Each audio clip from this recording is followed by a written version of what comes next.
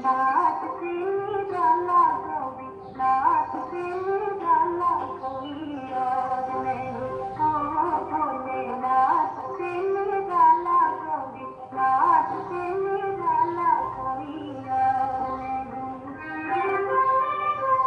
ऐसा दिल बनाने वाला कोई और नहीं। भोलेनाथ से निराला कोई, नाथ से निराला कोई और नहीं। ओ भोलेनाथ से निराला कोई, नाथ से निराला कोई और नहीं। उनका डमरू डम डम बोले, भगवन करते भेद खोले। उनका डमरू डम डम बोले, भगवन करते भेद खोले। ऐसा सबका कारक वाला कोई और नहीं। भोलेनाथ से निराला कोई, नाथ से निराला कोई और नहीं। ओ भोलेनाथ से निराला कोई, नाथ से निराला कोई और नहीं।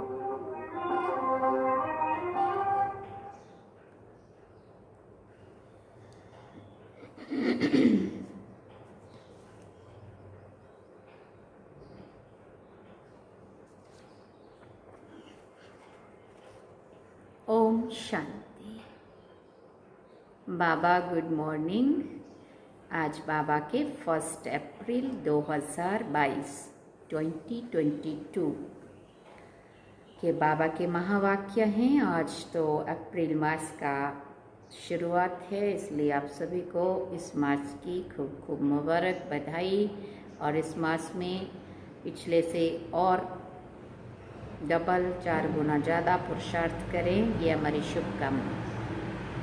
तो बाबा ने आज सार में कहा, मीठे बच्चे, सदगति में जाना है तो बाप से प्रतिज्ञा करो कि बाबा हम आपको ही याद करते रहेंगे। बाबा ने प्रश्न पूछा, किस पुरुषार्थ के आधार पर सतयुगी जन्म सिद्ध अधिकार प्राप्त होता है? किस पुरुषार्थ के आधार पर सतयुगी जन्म सिद्ध अधिकार प्राप्त होता है? तो क्या कहेंगे, अपने मन में सोचना इसके बारे में। बाबा ने उत्तर में कहा, अभी पूरा बैगर बनने का पुरुषार्थ करो।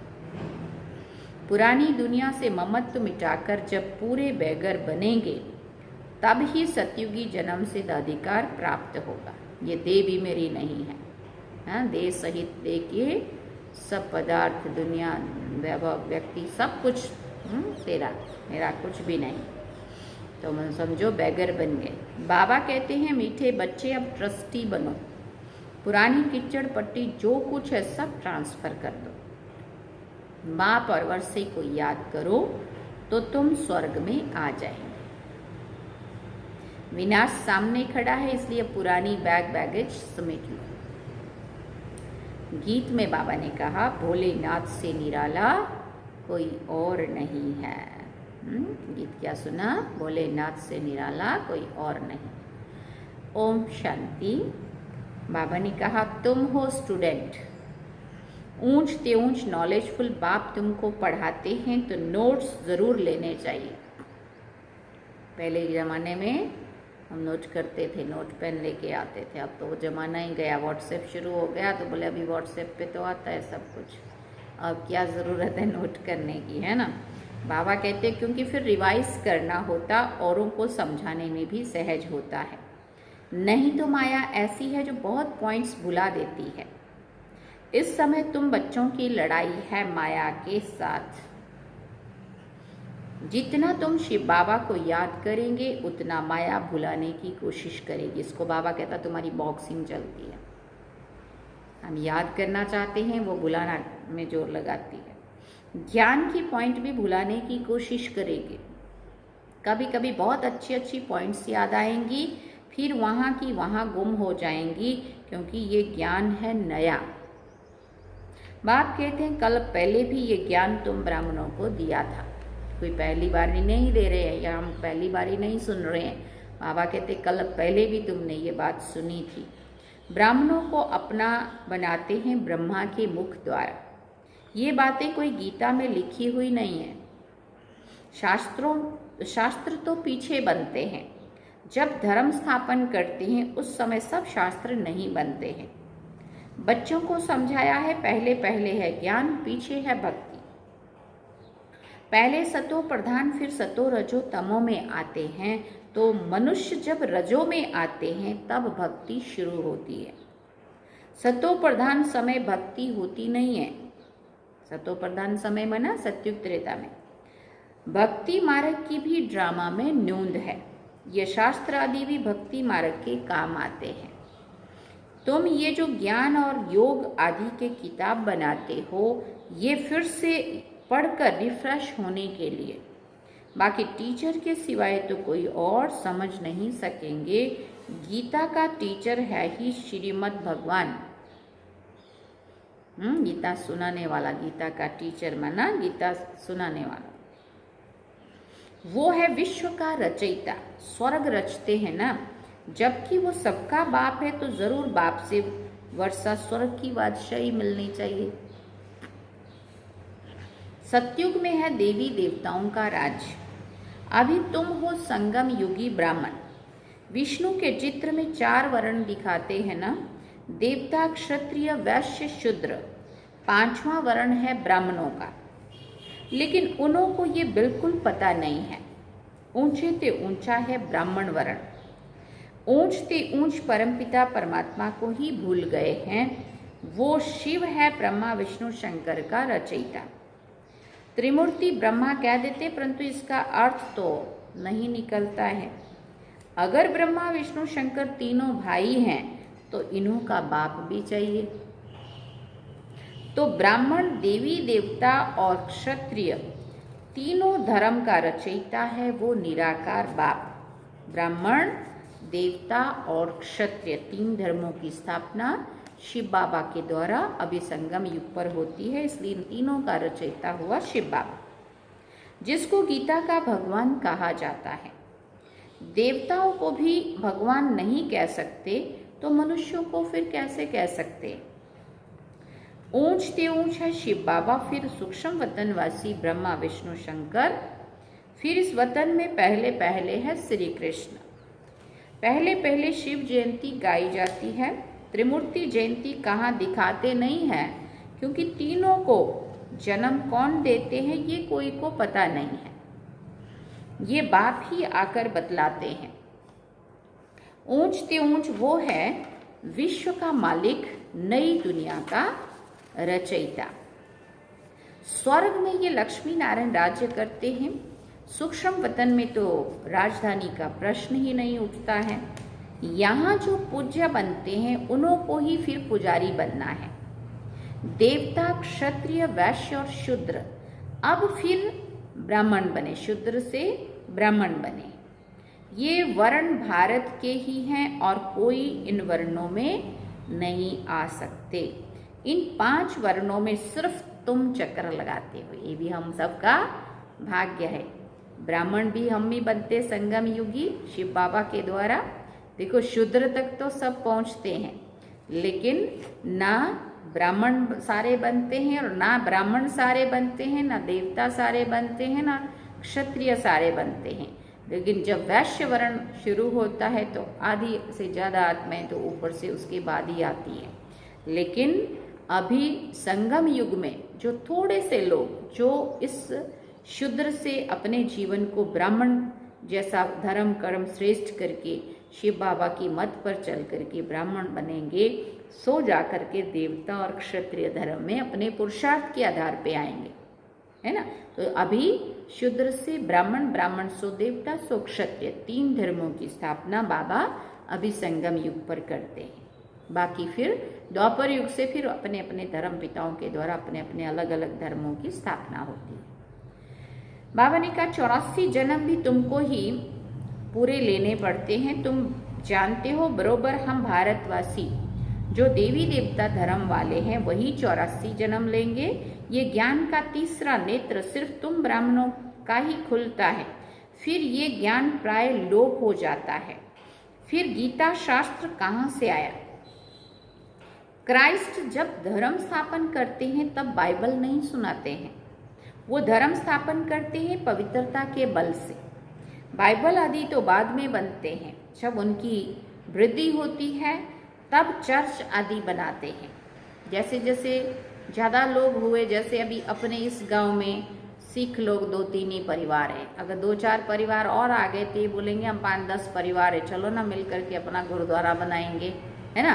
तो ऐसे ही देवता धर्म से देवता क्षत्रिय ऐसे करके आगे आगे चलने लगेंगे, तो जो आगे जाके फिर हिंदू धर्म वो कहलाएंगे, हिंदू कहलाएंगे। तो हिंदुओं का अगर ज़्यादा संगठन है तो शिव जी का मंदिर बनाया, राधे कृष्ण का, लक्ष्मी नारायण, राम सीता, हनुमान गणेश जो भी है वो सारे देवी देवताओं के मंदिर बनाने लगेंगे। और फिर दूसरे क्रिश्चियन धर्म की आत्माएं होंगी, वो आएंगी, थोड़ी थोड़ी होंगी, तो क्राइस्ट आएगा, वो आकर के फिर जैसे भी वो आत्माएं थोड़ी ज़्यादा होंगी और आकर के वो बात सुनाएंगे, तो वो ज़्यादा लोग हो जाएंगे तो बोलेंगे चलो हम भी चर्च बनाएंगे, है ना। तो जो जिस धर्म की आत्माएं जो अपनी बात सुनेंगी उनको लगेगा कि चलो भाई हम इतने मिल करके अपना चर्च या अपना गुरुद्वारा या अपना मस्जिद बनाते हैं ना। तो बाबा कहते शुरू में वो बहुत थोड़ी होती हैं, बाद में वृद्धि को पाती जाती हैं, जब उनकी वृद्धि होती है तब चर्च आदि बनाते हैं। वैसे ही आधा कल्प के बाद भक्ति मार्ग शुरू होता है। पहले होती है अव्यभिचारी भक्ति एक की, अव्यभिचारी माना एक की भक्ति, फिर ब्रह्मा विष्णु शंकर की। अभी तो देखो 5 तत्वों की भी पूजा करते रहते हैं, इसको कहा जाता है तमो प्रधान पूजा। गुरुओं की पूजा, पेड़ों की पूजा, जल की पूजा, सूर्य की पूजा है, देवी देवताओं की बजाय तत्वों की पूजा। बाबा ने कहा फिर वो भी होनी है जरूर। भक्ति मार्ग में शास्त्र भी तो चाहिए ना। देवी देवता धर्म का शास्त्र है गीता, ब्राह्मण धर्म का कोई शास्त्र नहीं है। अब महाभारत लड़ाई का भी वृत्तांत गीता में है, गाया हुआ है रुद्र ज्ञान यज्ञ से विनाश ज्वाला निकली। जरूर जब विनाश हो तब तो सत्युग की राजधानी स्थापन होना। तो भगवान ने ये यज्ञ रचा है, इसको रुद्र ज्ञान यज्ञ कहा जाता है। ज्ञान भी शिव बाबा ही देते हैं। भारत का शास्त्र वास्तव में एक है। जैसे क्राइस्ट का बाइबल है, उनकी जीवन कहानी को ज्ञान नहीं कहा जाता, अपना है ज्ञान से मतलब। ज्ञान देने वाला भी एक है, वही मालिक है विश्व का, बल्कि उनको ब्रह्मांड का मालिक कहा जाएगा। सृष्टि का मालिक नहीं, वो नहीं बनते हैं। वो बच्चे, बाबा ने कहा तुम बच्चे सृष्टि के मालिक बनते हो। बाबा कहते हैं हम ब्रह्मांड के मालिक जरूर है। किसने कहा? शिव बाबा कह रहे हैं तुम बच्चों के साथ ब्रह्मलोक में रहते हैं ऊपर, है ना। जैसे बाबा वहां रहते हैं, हम भी वहां जाएंगे तो हम भी मालिक ठहरे। बाप कहते तुम सब आत्माएं मेरे साथ ब्रह्मांड में रहती हो, तो हम भी और तुम भी ब्रह्मांड के मालिक हैं। जब हम सभी परम धाम में बाबा के साथ रहते हैं तो सारे हम अपने बाप के घर में हैं, मना बाप का घर मना अपना घर। तो बाबा भी मालिक तो हम भी मालिक। परंतु तुम्हारा पद मेरे से ऊंचा है। तुम महाराजा महारानी भी बनते हो, तुम ही पूज्य से पुजारी, फिर पुजारी से पूज्य बनते हो। तुम पतितों को मैं आकर पावन बनाता हूँ। मैं तो जन्म मरण रहित हूँ, फिर साधारण तन का आधार लेकर सृष्टि के आदि मध्य अंत का राज तुमको बताता हूँ। ऐसा कोई भी विद्वान पंडित नहीं जो ब्रह्मांड सूक्ष्म वतन और सृष्टि चक्र के राज को जानता हो, सिवाय तुम बच्चों के। तुम जानते हो ज्ञान का सागर, पवित्रता का सागर तो परमपिता परमात्मा ही है। उनकी महिमा गाई ही तब जाती है जबकि हमको ज्ञान देते हैं। अगर ज्ञान नहीं देते तो महिमा कैसे गाई जाए। वो एक ही बार आकर बच्चों को वर्षा देते हैं 21 जन्मों के लिए। तो 21 जन्मों की लिमिट है, ऐसे नहीं कि वो सदैव के लिए देते हैं। 21 पीढ़ी अर्थात बुढ़ापे तक। पीढ़ी बुढ़ापे को कहा जाता है। 21 पीढ़ी तुमको राज्य भाग्य मिलता है। ऐसे नहीं कि एक के पिछाड़ी 21 कुल का उद्धार हो जाएगा। ये तो समझाया है, इस राजयोग से तुम राजाओं का राजा बन जाते हो। वहां फिर ज्ञान की दरकार नहीं रहती है, वहां तुम सदगति में हो। ज्ञान तो उनको चाहिए जो दुर्गति में हो। अभी तुम सदगति में जाते हो, दुर्गति में लाया है माया रावण ने। दुर्गति में कौन लाया? माया रावण। अब सदगति में जाना है तो बाप का बनना पड़ता है, प्रतिज्ञा करनी पड़ती है, बाबा हम आपको सदैव याद करते रहेंगे। देह का अभिमान छोड़ हम देही होकर रहेंगे, गृहस्थ व्यवहार में रहते हम पवित्र रहेंगे। मनुष्य कहते ये कैसे होगा? अरे बाप कहते इस अंतिम जन्म में पवित्र बन मेरे साथ योग लगाओ तो जरूर तुम्हारे विक्रम विनाश होंगे और चक्र को याद करेंगे तो तुम चक्रवर्ती राजा बनेंगे। बाप से जरूर स्वर्ग का वर्षा मिलेगा। डीटी वर्ड सावरंटी तुम्हारा जन्म सिद्ध अधिकार है, सो तुम अभी पा रहे हो।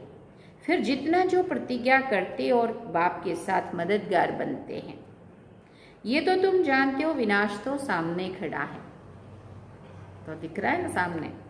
नेचुरल कैलामिटीज भी आई की आई और पहले से तैयार बैठी। इसलिए बाबा कहते हैं अपने पुराने बैग बैगेज आदि सब ट्रांसफर कर दो, तुम ट्रस्टी बन जाओ।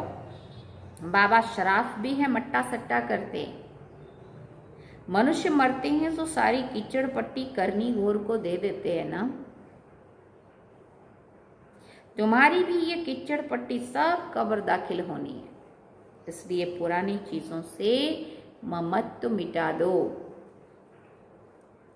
एकदम बैगर बन जाओ। बैगर टू प्रिंस बाप और वर्षे को याद करो तो तुम स्वर्ग के मालिक बन जाएंगे, जो तुम्हारा जन्म सिद्ध अधिकार है। कोई भी आता है तो उनसे पूछो कि विश्व का रचयिता कौन? गॉड फादर है ना। स्वर्ग है ही नई रचना, जबकि बाप स्वर्ग रचते हैं तो फिर नरक में क्यों? स्वर्ग के मालिक क्यों नहीं बनते हैं? तुमको नरक का बादशाह बनाया है माया रावण ने। बाप तो स्वर्ग का बादशाह बनाने वाला है। रावण दुखी बनाते हैं, तब रावण से तंग होकर उनको जलाने की कोशिश करते हैं, परंतु रावण जलता ही नहीं है। मनुष्य समझते नहीं है कि रावण क्या चीज है। कहते हैं 3000 वर्ष बिफोर क्राइस्ट डैश डैश ये भारत हेवन था, ऐसा वो लोग भी मानते हैं। गीता सुनाई, परंतु उस समय कौन सी नेशनलिटी थी वो समझाना चाहिए ना। माया ने बिल्कुल ही पतित बना दिया है। कोई को भी पता नहीं है कि स्वर्ग का रचता कौन है। एक्टर्स होते हुए भी ड्रामा के क्रिएटर डायरेक्टर को ना जाने तो क्या कहेंगे? बड़े से बड़ी लड़ाई है ये महाभारत लड़ाई, विनाश के लिए। गाया भी जाता है ब्रह्मा द्वारा स्थापना, ऐसे नहीं गाया जाता कि श्री कृष्ण द्वारा स्थापना। रुद्र ज्ञान यज्ञ मशहूर है, जिससे विनाश ज्वाला प्रज्वलित हुई। बाप खुद कहते हैं मैंने ये ज्ञान यज्ञ रचा है। तुम हो सच्चे ब्राह्मण, रूहानी पंडित। तुमको अब बाप के पास जाना है, वहां से फिर इस पतित दुनिया में आना है। ये सेंटर्स हैं सच्चे सच्चे तीर्थ, इसलिए क्या गीत गाते हैं, हमारे तीर्थ न्यारे हैं, है ना, सचखंड में ले जाने वाले। हाँ, जो वो कहते हैं ना तीर्थों पे जाके पाप धुलते हैं स्नान करके और मत्थे टेक के। बाबा कहते हैं ये वो तीर्थ स्थान है, ये वो बाबा के घर सेंटर है, जहाँ आके हम आत्माएं शुद्ध बनती हैं, हमारी आत्मा की जो मैल है वो साफ होती है। और उन्होंने फिर वो वाला समझ लिया। वो तीर्थ है झूठ खंड के लिए, और ये है वो है जिस्मानी देह अभिमान की यात्रा, और ये है देही अभिमानी की यात्रा। वहाँ भी यात्रा करके जाते हैं पाप धुलने के लिए। और बाबा कहते ये है रूहानी यात्रा, जिसमें आत्मा रूह की यात्रा होती है, परम धाम जा करके शिव बाबा से आत्मा में शक्ति लेकर के और सारे पाप दग्ध करते, नाश करते, विकर्मों को जला देते हैं योग अग्नि के द्वारा, जिससे आत्मा साफ होती है। और फिर हम पावन बनते हैं, और वो समझते हैं कि जाओ और गंगा स्नान करो और साफ होके आ जाओ। बाबा कहते तुम जानते हो फिर नई दुनिया में आकर अपने सोने के महल बनाएंगे, ऐसे नहीं कि सागर से कोई महल निकल आएंगे। तुमको तो बहुत खुशी होनी चाहिए। जैसे पढ़ाई में ख्याल रहता है ना कि मैं बैरिस्टर बनूंगा, मैं ये करूंगा, तुमको भी आना चाहिए कि स्वर्ग में हम ऐसे ऐसे महल बनाएंगे। हम प्रतिज्ञा करते हैं लक्ष्मी को जरूर भरेंगे, सीता को नहीं। इसमें पुरुषार्थ बहुत अच्छा चाहिए। भरेंगे तो लक्ष्मी को, लेकिन पुरुषार्थ भी तो चाहिए ना, बाबा कहते। अब बाप सच्चा ज्ञान सुनाते हैं जिसको धारण करने से हम देवता बन रहे हैं। नंबर 1 में आते हैं श्री कृष्ण। मैट्रिक में जो पास होते हैं उनकी लिस्ट अखबार में निकलती है ना, तुम्हारे स्कूल की लिस्ट भी गई हुई है। वहाँ जब रिजल्ट निकलते हैं तो ये पहला फर्स्ट किसका आया, सेकंड किसका आया, थर्ड में कितने आए, है ना, वहाँ भी रिजल्ट आउट होती है तो नाम आता है ना लिस्ट में। यहाँ पे भी बाबा कहते 8 फुल पास हैं, नामी ग्रामी अष्टरत्न है जो ही काम में आते। 108 की माला तो बहुत सिमरते हैं, कोई तो 16,000 की भी बनाते हैं। तुमने मेहनत करके सर्विस की है भारत की, तो सभी पूजते हैं। एक है भक्तमाला और दूसरी है रुद्रमाला। अभी तुम जानते हो श्रीमद् भगवत गीता है माता और पिता है शिव। डायनेस्टी डीटी डायनेस्टी में पहले जन्म लेते हैं श्री कृष्ण। जरूर राधे ने भी जन्म लिया होगा, तभी तो पास हुए हों और पास भी हुए होंगे। परमपिता परमात्मा से बेमुख होने के कारण सारी दुनिया निधन की हो गई। आपस में सब लड़ते झगड़ते रहते हैं, कोई धनी धोनी नहीं है। अब तुम्हें सबको बाप का परिचय देना है। अच्छा, मीठे मीठे सिकिल दे बच्चों प्रति माता पिता बाप दादा का याद प्यार और गुड मॉर्निंग। रूहानी बाप की रूहानी बच्चों को नमस्ते। हम रूहानी बच्चों की रूहानी माता पिता बाप दादा को दिलवाचान सिकवा प्रेम से याद प्यार गुड मॉर्निंग नमस्ते। थैंक यू बाबा, शुक्रिया बाबा। धारणा के लिए मुख्य सार है। पहला पॉइंट, देह अभिमान को छोड़ देही अभिमानी बन। याद की यात्रा पर तत्पर रहना है। इस अंतिम जन्म में पवित्र बन बाप का पूरा मददगार बनना है। दूसरा पॉइंट, पुरानी जो भी चीजें हैं उनसे ममत्व निकाल, ट्रस्टी बन। बाप और वर्षे को याद कर विश्व का मालिक बनना है। वरदान में बाबा ने कहा, सत्यता के साथ सभ्यता पूर्वक बोल और चलन से आगे बढ़ने वाले सफलता मूर्त भव। सत्यता के साथ सभ्यता पूर्वक बोल और चलन से आगे बढ़ने वाले सफलता मूर्त भव। सत्य बोलना है परंतु सभ्यता पूर्वक मैनर से। सदैव याद रहे कि सत्यता की निशानी है सभ्यता। यदि आप में सत्यता की शक्ति है तो सभ्यता को कभी नहीं छोड़ो। सत्यता को सिद्ध करो लेकिन सभ्यता पूर्वक। सभ्यता की निशानी है निर्माण और असभ्यता की निशानी है जीत। तो जब सभ्यता पूर्वक बोल और चलन हो तब सफलता मिलेगी। यही आगे बढ़ने का साधन है। अगर सत्यता है और सभ्यता नहीं है तो सफलता मिल नहीं सकती है। स्लोगन में बाबा ने कहा, संबंध संपर्क और स्थिति में लाइट रहो, दिनचर्या में नहीं।